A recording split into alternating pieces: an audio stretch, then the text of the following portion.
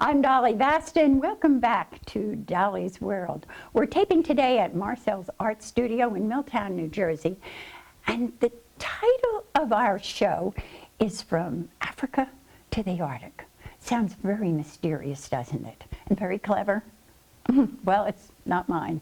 It belongs to a photography exhibit belonging to my guest for today, Nero. So why don't we just safari over and find out what happened from Africa to the Arctic.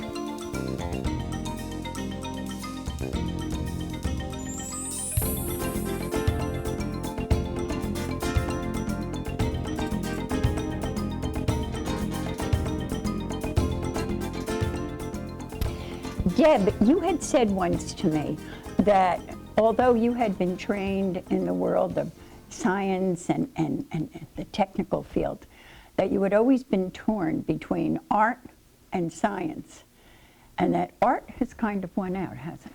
Yes, it has. Finally, the fight to keep the balance has ended.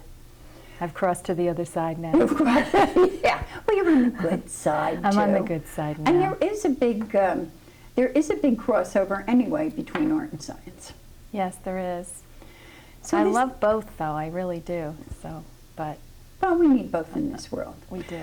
Listen, let's get on with your pictures because we have so much to cover, and really, it's a very short time, and I am just fascinated by this photography display that you have. So one of the first that I spied were the two monkeys and the picking fleas. Mm-hmm. And I know you gave that the title, yes, but it reminded me so much of a mother and her little one that she sends up to take a bath, and when she comes down, she looks at the back of him and she says, "You never washed your ears." And that's the exact same expression that Mother Monkey has. It's true. It's all about, this whole display here is all about animals and taking care of each other. And that's kind of the theme of it all, how animals they can be rough and tough, but basically there's a caring and a respect there, which is really something we could all learn a lesson from in life. Well, they're very family-oriented. They are. What was it like on safari? Was Beautiful. It rough? I can't see you on safari, I'm sorry. It was, but it wasn't. I was just so in love with the whole idea of going on safari. I've always wanted to do it since I was a little kid. It was really a dream come true for me. And being among the animals and just feeling, it's very like magical, just being among them and seeing how they live and their acceptance of my presence and the fact that I didn't pose a threat to them. That was real special to me. And just seeing them, how they interacted with their young babies and each other, their siblings. It was beautiful. The next one that caught my eye was the zebras, and you named it The Hug. Yes. Now, you had said something about zebras to me, about them being the watchdogs or of the flocks. Yes, they're the smartest of all of the herds, and basically all the rest of the herds depend on them to watch for lions and to be more alert. Every animal has their job out there on the plains, but they really do rely on the zebra. They're the smartest, they're the fastest, not 100% the fastest, but they're the fastest to respond. And based on whatever their body language says is how the rest of the herd is going to respond. So you'll have the giraffes out there looking, and you'll have the wildebeest out there looking and everybody else, but the zebras are at the edge of the herd, and they're the ones that are going to be in that hug pose, which is basically they're resting their heads on each other's shoulders so they can watch for lions. Oh, is that what it is? They're in opposite directions, which makes sense. So. I also saw a picture in one of the magazines, and it was by a well-known photographer, can't think of the name right now, but it's a herd of zebras. And the explanation for this picture was that when they're in a herd and they're running, they run so close and the stripes are so intermingled that it's confusing. Lions are confused and cannot figure out which is the beginning and the end. So it cuts back on the danger for them. And I thought, wow, that was a great philosophy, really. It is great. They're beautiful. They really are. And the next one that caught my eye was bonding with the lions. I've always thought they were so majestic. Yes, And like they're pretty big old pussycats. I realize they're very dangerous. But did you ever have a feeling of danger when you were working?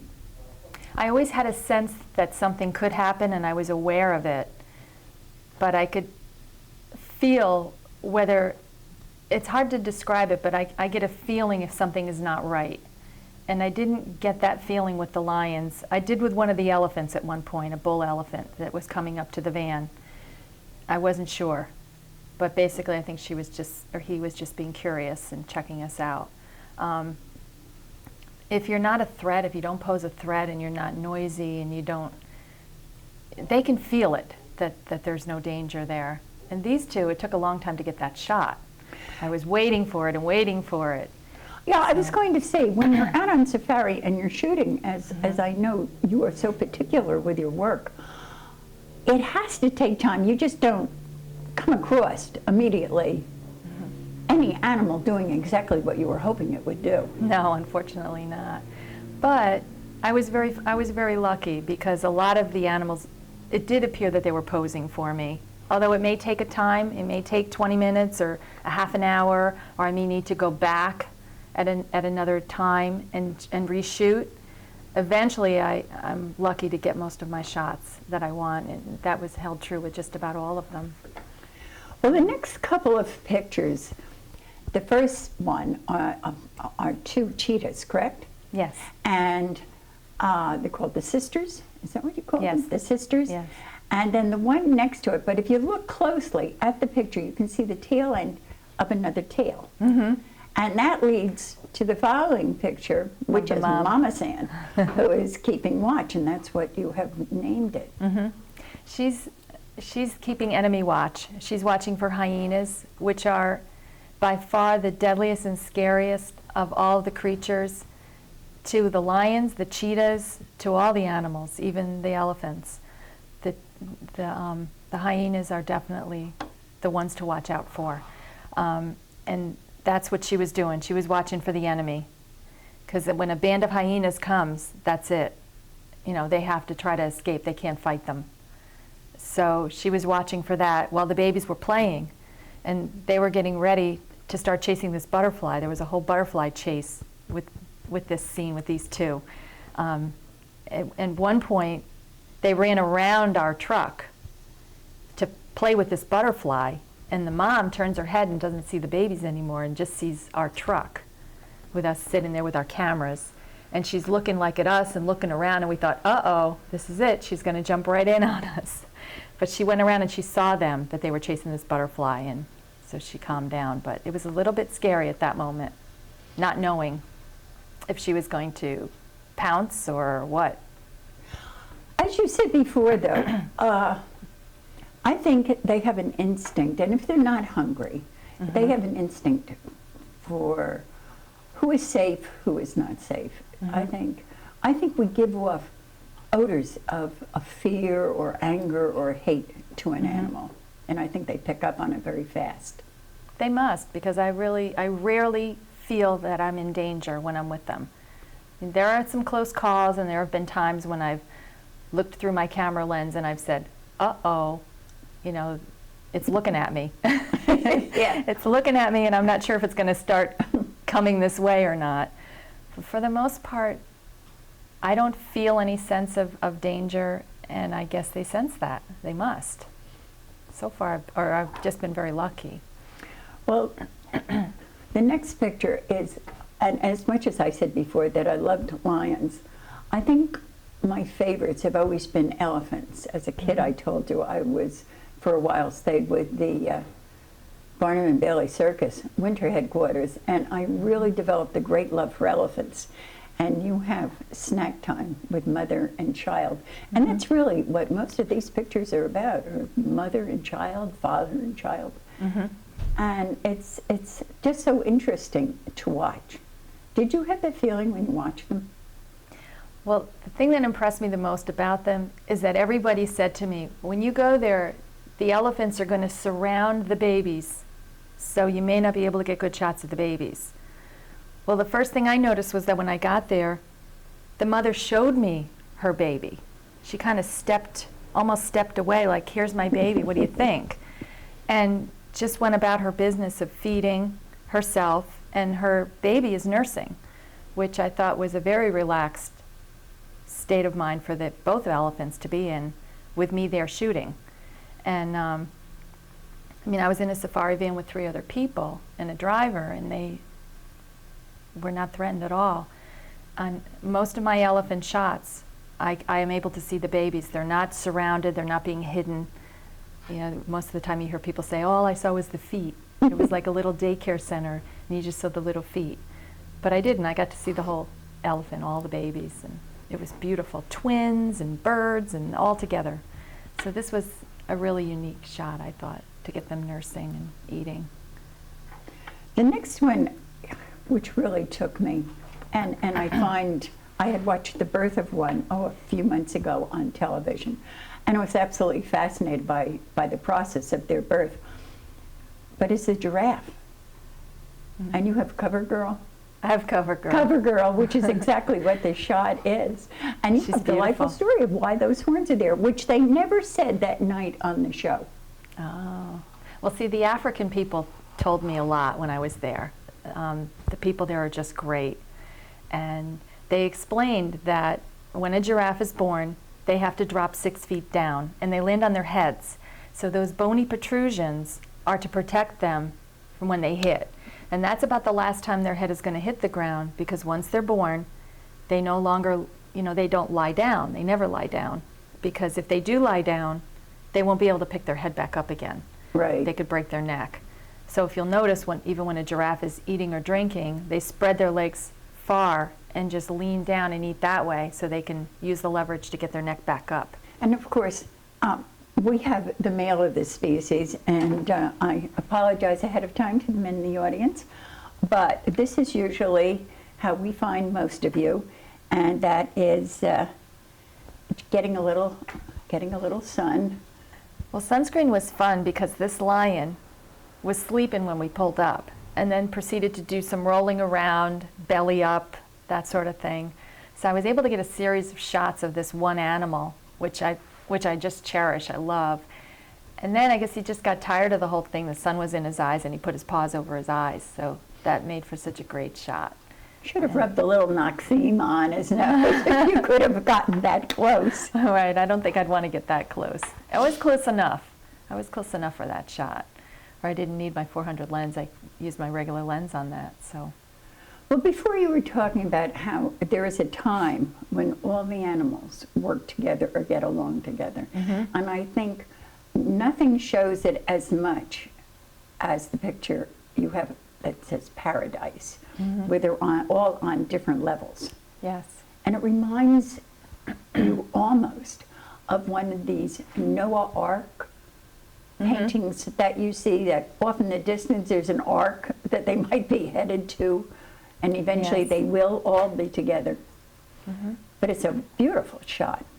It was a great shot. I had to wait for that bull elephant to get right where I wanted him in the picture so I could shoot and have it be terraced the way it is. And you can see the whole hierarchy of the birds and the zebra and the elephant, and it was a beautiful shot.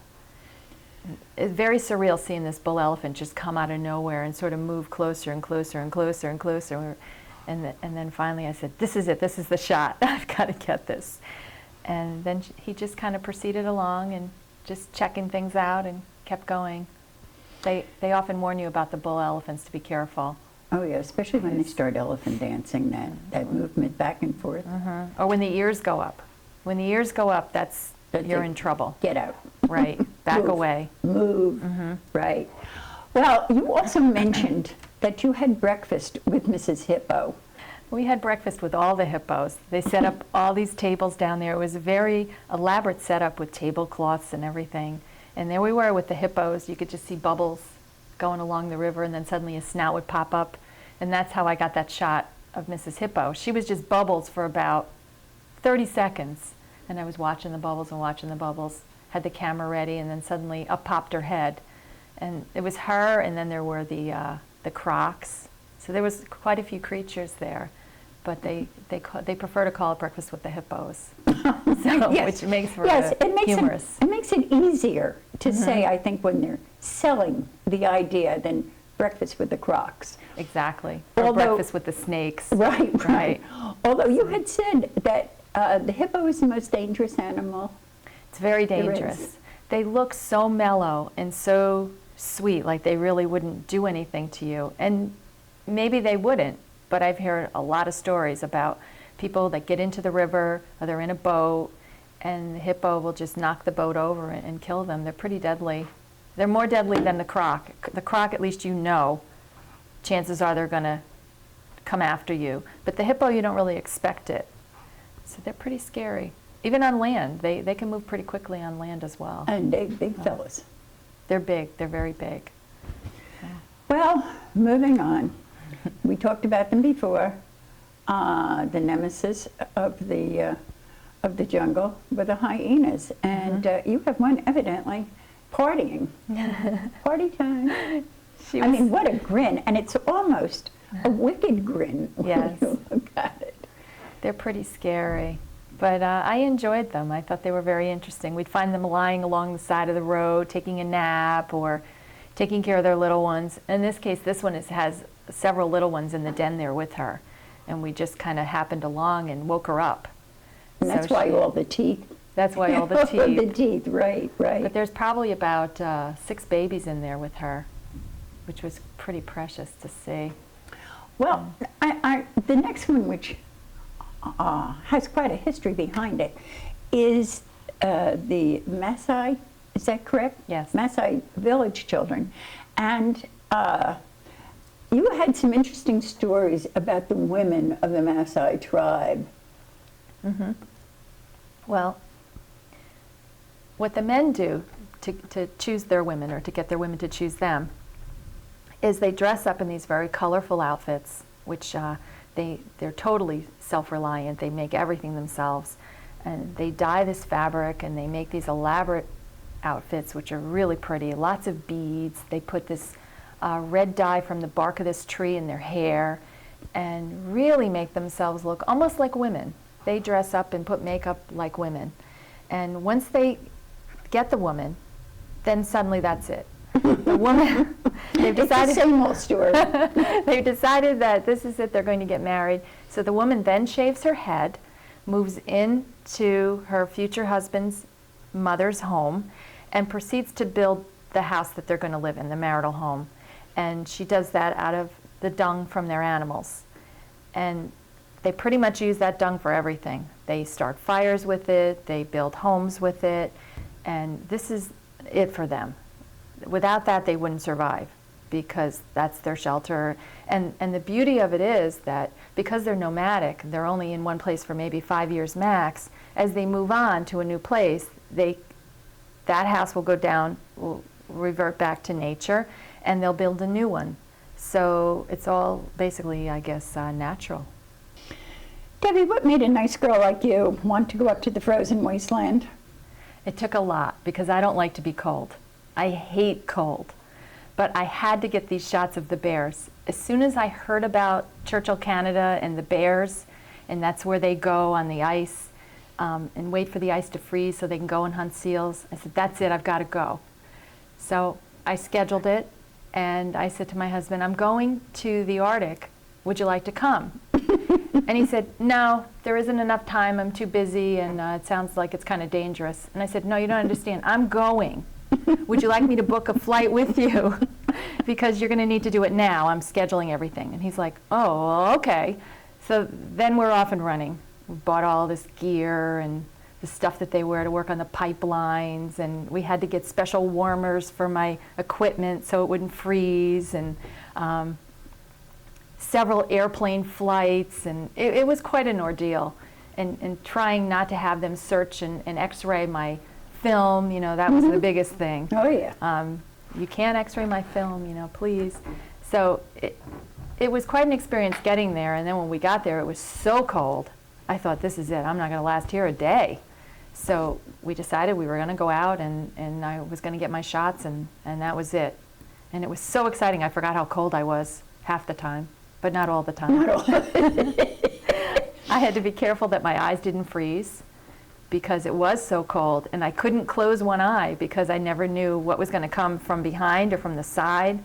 So I'm sitting out there balancing my lens on the top of the truck that we rented and keeping one eye open so that a bear wouldn't come up from behind me or whatever. And that was a scary part, to think that you could freeze your eyes outside. It was that cold. But you also talked about, before you were telling Dave, about being out on the ice. Yes, at one point, we had done the whole tundra bus thing, and we really didn't see much of anything. So we decided, that's it, we're renting a truck and we're going to go out on our own. I'm going to find the bears. So we went to this place where we knew the bears would be coming in off the ice, and we're driving over to a close enough shot so we could get these bears that were playing in the willows. And as I'm sitting there, I had the windows open, and we're spotting each other. We're spotting to make sure a bear doesn't come up behind either one of us. And suddenly, I hear cracking noises. So I look out of the truck, and I can see that these big linear cracks all around us. And suddenly I realized we were on ice.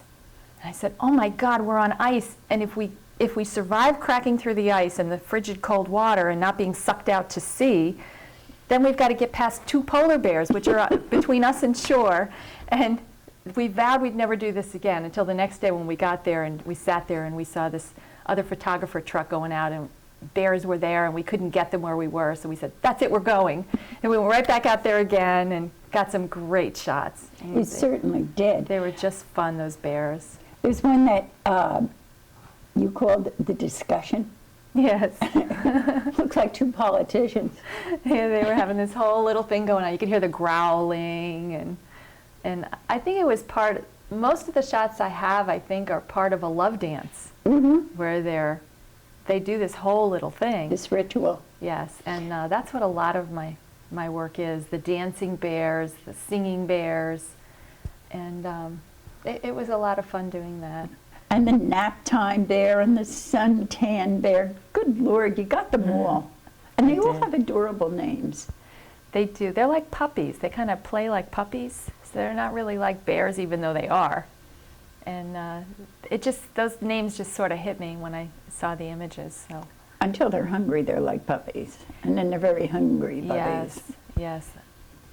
There were a couple of scary moments, I think, as I mentioned before, when this bear was maybe 20 feet away and was looking at his paws, and I'm shooting him with my lens, and suddenly his head turns and he's looking straight at me. And I went, uh-oh, because we were just in a truck. They can outrun, outswim. I mean, if they wanted to attack and eat us, that would have been it. So I'm saying to my husband, I think he's going to get up. We were like trying to decide, should we start the truck now, or should we try and just keep things calm?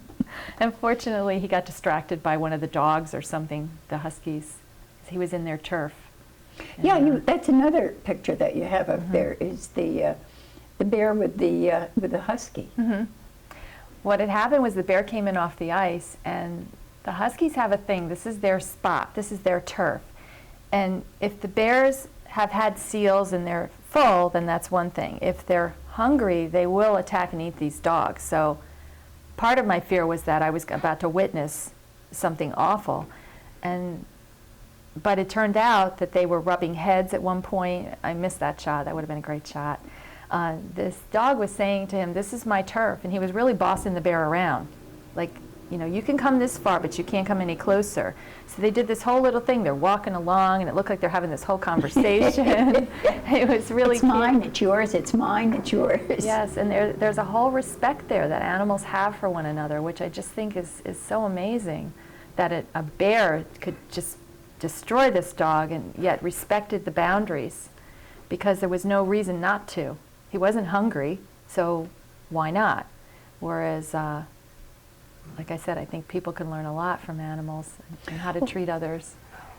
You were given a marvelous, you had an exhibit up at a children's hospital, and the photographer's critic of the Star Ledger, I believe, Mitchell Seidel, came up to view it, and he gave you a marvelous critique of it. I was floored. I was very happy. that a photographer and a reviewer would actually give me such a good review. I was really pleased. Well, I should think you should be. Is it the first review you've had of your photography work, or? Of my photography, yes.